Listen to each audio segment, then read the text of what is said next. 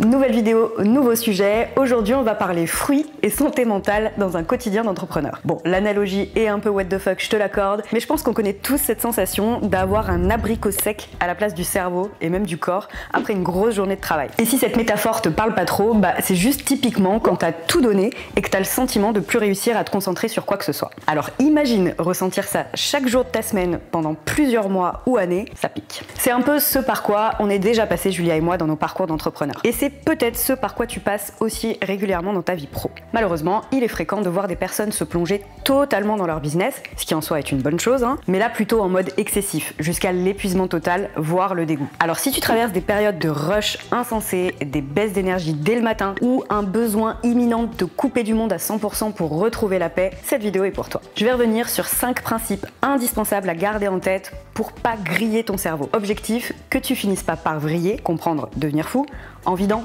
toutes tes batteries. Let's go! Arrêtez de vouloir tout faire soi-même.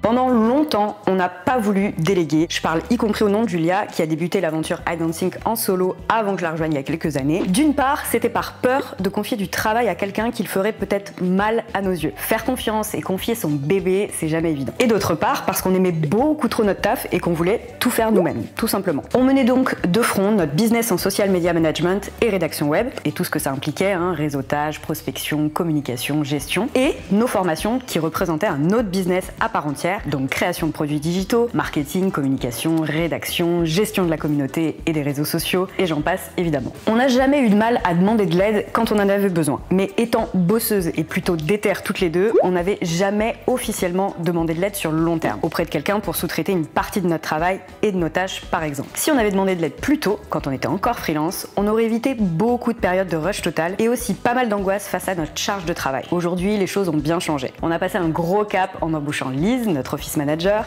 mais aussi une équipe de freelance qu'on aime d'amour, avec qui on travaille de manière constante. Toutes ces personnes nous sont précieuses de ouf, à la fois pour nous aider à réaliser des choses qu'on ne peut pas faire par manque de temps, pour pouvoir nous consacrer davantage sur nos projets / lubies et notre valeur ajoutée, mais aussi pour nous libérer du temps à nous, pour nos loisirs, nos amis, notre sommeil, et me concernant, du temps pour ma fille aussi. Notre équilibre actuel est donc bien plus confortable et plus safe pour nos corps et nos cerveaux. Et à toi qui m'écoutes là, n'attends pas de te retrouver hyper stressé ou complètement dépassé par les événements pour demander de l'aide. Il y a des gens bienveillants et compétents partout. En cherchant un peu, je suis sûre que tu trouveras la personne idéale pour te soulager d'une charge mentale trop importante ou tout simplement pas prévue. Accepter de s'arrêter de travailler.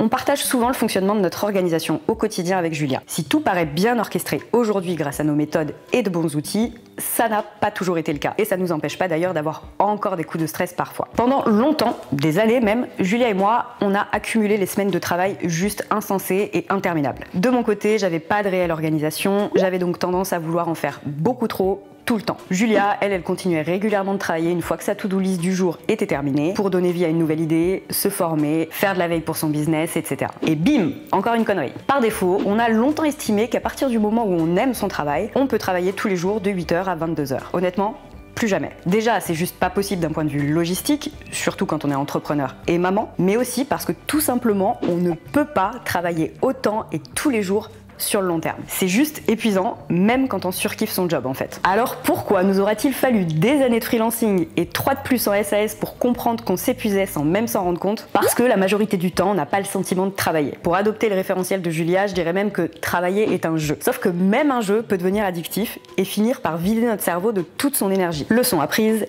même quand on aime sincèrement ce qu'on fait chaque jour, c'est pas une raison pour le faire sans s'arrêter. Accepte, toi aussi, que si tu as réalisé toute ta to-do list du jour, tu peux t'arrêter. Et même si tu l'as pas terminé pour X raisons, parce que tu avais prévu trop de choses ou que tu es simplement crevé, tu peux t'arrêter. Lorsque tu as la maîtrise sur ton organisation, alors il n'y a aucun mal à arrêter de travailler et à vaquer à d'autres occupations pour la suite de ta journée ou de ta semaine. C'est le meilleur moyen de couper ton cerveau de ton travail de façon fluide, naturelle et sans culpabiliser. Limiter les objectifs à atteindre. Deux business différents égale double dose d'objectifs et de travail. Ça, c'est notre choix, on est bien d'accord. Il y a encore quelques temps, on avait toujours nos prestations respectives de rédaction et de social media management pour nos clients, à côté de la gestion et de la vente de nos formations. Il a fallu nous rendre à l'évidence, ça faisait beaucoup de choses et 2 fois plus d'objectifs à poursuivre. Là où on a manqué de recul, c'est qu'on a multiplié les objectifs en simultané. On n'a pas voulu choisir par peur de prioriser ou de se priver d'une certaine réussite, mais encore une fois, vouloir tout faire seul et sans aide extérieure, plus en bossant comme des tarés 10 heures par jour, plus avec une pression de dingue pour atteindre tous nos objectifs, égale mini burn-out. Il nous a bien fallu accepter qu'on n'a qu'un seul cerveau chacune, que 7 jours dans une semaine, et qu'il fallait nous écouter, faire des pauses, respirer, et finalement prendre ce qu'on appelle des week-ends ou ne serait-ce que des soirées normales. Aujourd'hui, les choses ont bien changé là-dessus aussi, parce qu'on a fait le choix stratégique de nous concentrer en majorité sur nos projets et nos formations. Aider d'autres freelances et entrepreneurs à s'organiser ou à atteindre leurs propres objectifs, c'est notre priorité aujourd'hui. On a donc réduit drastiquement la liste des clients pour lesquels on travaille en simultané, et surtout, on est bien accompagné. On a beaucoup moins d'objectifs, mais beaucoup plus de facilité à les atteindre. L'ambition et la motivation sont indispensables à tout freelance ou entrepreneur, certes, mais ne néglige pas ton corps, les messages qu'il te transmet et le besoin de déconnecter de ton activité de façon totale. Poursuivre 45 objectifs à la fois, travailler pour 50 clients ou mener 10 projets de front, c'est juste prendre le risque de t'épuiser et de finir par lâcher l'affaire. Comme on dit, l'entrepreneuriat c'est un marathon, pas un sprint. Donc n'aie pas peur de faire du tri dans tes priorités. T'as plus de temps que tu le crois devant toi pour réaliser tes ambitions, pas besoin de courir partout. S'armer d'un bon outil d'organisation.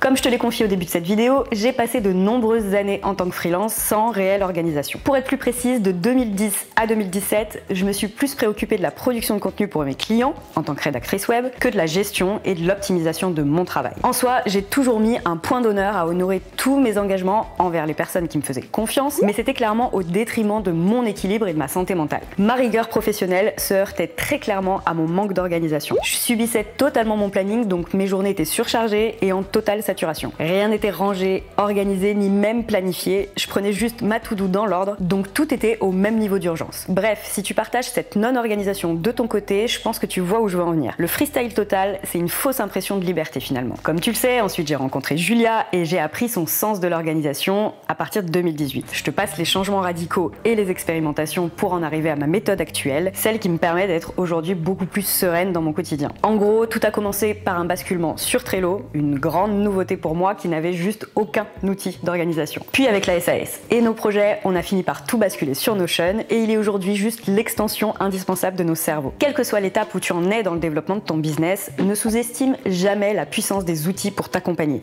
Si j'avais cru dire ça un jour. Avoir un lieu où tout stocker, tout prioriser et tout planifier, c'est ce qui fait vraiment la diff. Je peux le dire aujourd'hui, il me paraît inconcevable de revenir à un quotidien sans Notion. Il est un peu mon phare dans la nuit.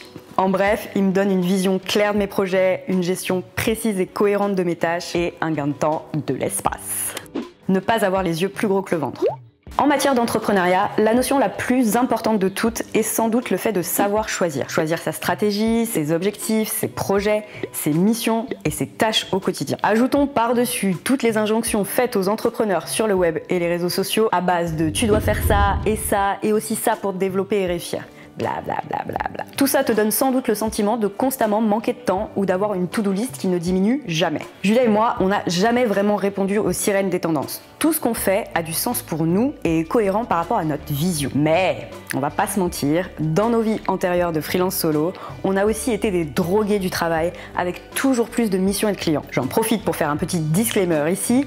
Oui, se développer considérablement quand on a un business en ligne, c'est top. Je suis pas du tout en train de plaindre ou même de blâmer les freelances qui ont beaucoup de travail et qui continuent de signer régulièrement des contrats. Mais faut juste dire les choses, on a parfois tendance à accepter beaucoup trop de tâches pour une seule personne. Et ça peut arriver pour de multiples raisons. Par envie et ambition, par peur que tout s'arrête du jour au lendemain, par peur de manquer d'argent, etc. Et même avec une très bonne organisation, avoir les yeux plus gros que le ventre peut te coûter très cher et t'emmener tout droit au burn-out. Et le plaisir de travailler sur les projets de ton choix peut finir par te submerger totalement. Que ce soit le nombre de clients ou de projets à lancer pour ton business, assure-toi d'être aligné avec chacun de tes choix. Ne cède pas à une mission qui t'intéresse peu ou pas du tout, mais qui peut te rapporter un peu de chiffre d'affaires uniquement parce que tu as peur d'en manquer. Ne te lance pas dans 1001 projets parce que tous les autres entrepreneurs font ci ou ça. S'il le faut, revois ton offre pour mieux prioriser les missions et revois tes tarifs pour en faire moins mais mieux. J'espère que tous ces partages d'expériences et ces conseils feront sens chez toi. Tu peux être passionné par ton entreprise, bosser comme un dingue et t'intéresser à tout, mais ne t'oublie pas en chemin et apprends à faire cohabiter sereinement tes deux vies, entrepreneur et humain normal. Comme toujours, n'hésite pas à me partager dans les commentaires tes ressentis, tes retours d'expérience, tes démons, tes tips, bref, tout ce que tu veux, on est entre nous ici. Et en attendant, je te dis à très vite dans une prochaine vidéo. Comment éviter de devenir un abricot? Après une grosse journée de travail, hein, grosse journée de travail avec son chapeau, le chapeau. Si ça coupe parce que j'ai plus de batterie, je te dé... Bon bah désolé Dorothée, hein. Quoi? Putain.